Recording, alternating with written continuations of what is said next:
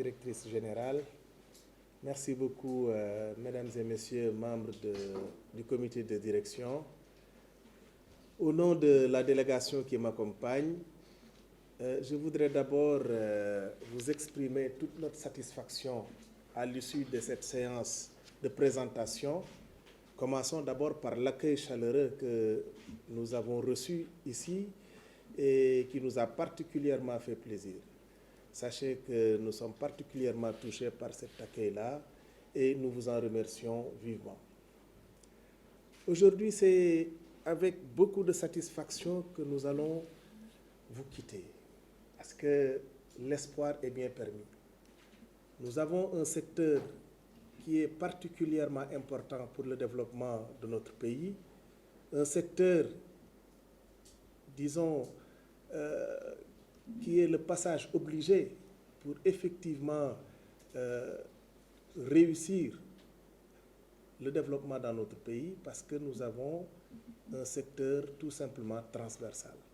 Et quand je suis venu ici aujourd'hui, avec les présentations brillantes des différents membres du comité de direction, il y a lieu d'avoir espoir que d'ici quelque temps, les Sénégalais verront effectivement ce que vous avez réalisé, ce que le ministère de l'enseignement professionnel a déployé dans notre pays pour nous permettre effectivement de faire face aux demandes de notre jeunesse qui constitue, à mon avis, la première ressource de notre pays.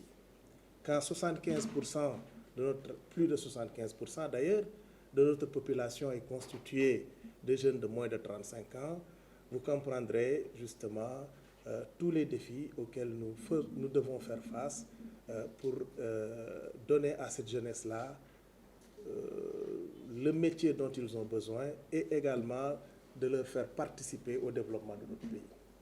Je voudrais également vous dire que les problèmes que vous avez soulevés ici sont des problèmes cruciaux, notamment le problème de moyens.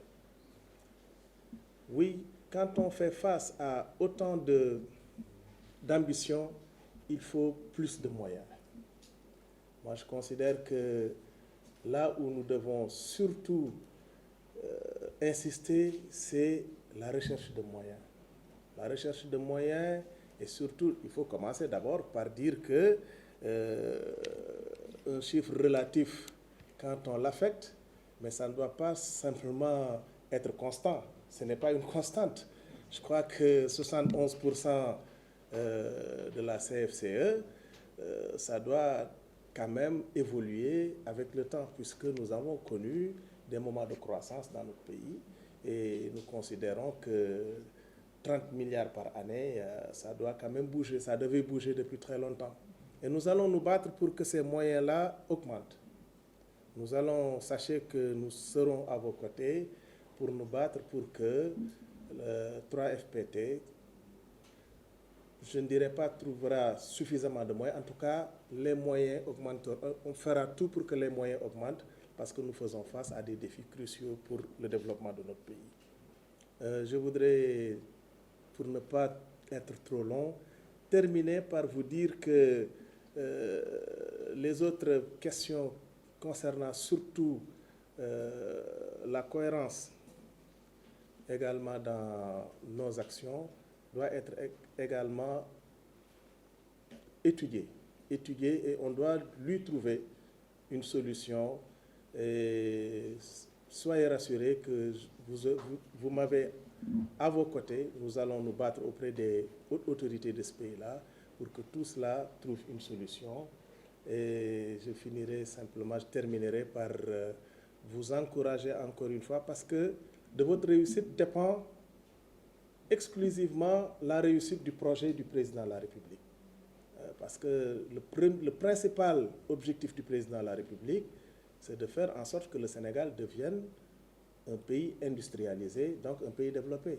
Et on ne peut pas avoir un pays industrialisé si la jeunesse n'est pas bien formée, si les travailleurs ne sont pas bien formés, et vous êtes dans cette voie-là, et nous allons vous aider à continuer à faire ce que vous avez fait depuis que vous existez, Et donc, soyez rassurés que vous avez un partenaire qui va se battre auprès des autorités pour que les choses trouvent une solution. Mesdames et messieurs, merci encore pour votre attention. Nous avons d'autres points à faire. Merci beaucoup.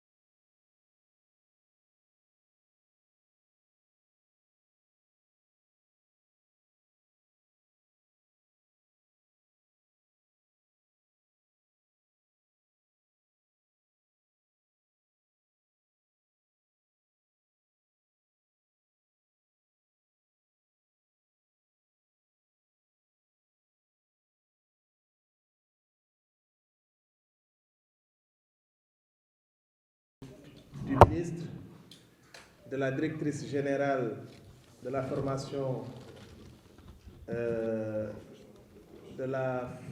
professionnelle et technique et des conseillers techniques. Je voudrais commencer par vous remercier pour cet accueil chaleureux que vous nous avez réservé.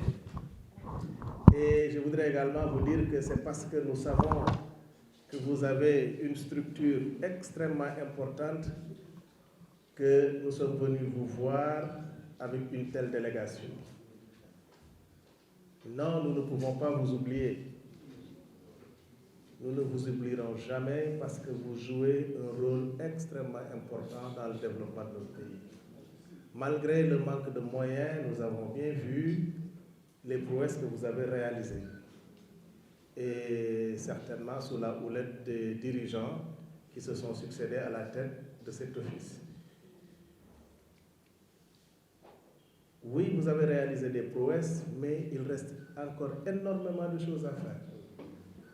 Quand dans un pays, nous avons chaque année 300 000 jeunes qui viennent dans le marché du travail, 300 000 nouveaux jeunes, eh bien, la formation professionnelle a du pain sur la planche. Parce que nous avons l'obligation de donner à ces jeunes-là les outils d'être performants et d'être éligibles dans les entreprises qui ont besoin de leur expertise.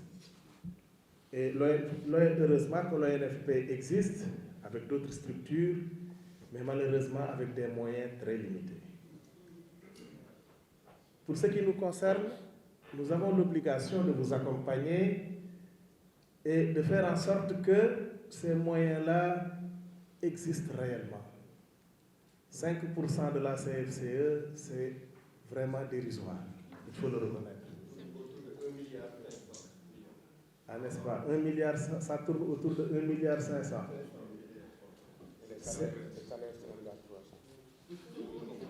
Mais donc, vous ne faites que fonctionner, alors, finalement. Hein? Mais vous êtes... Oui. Ah?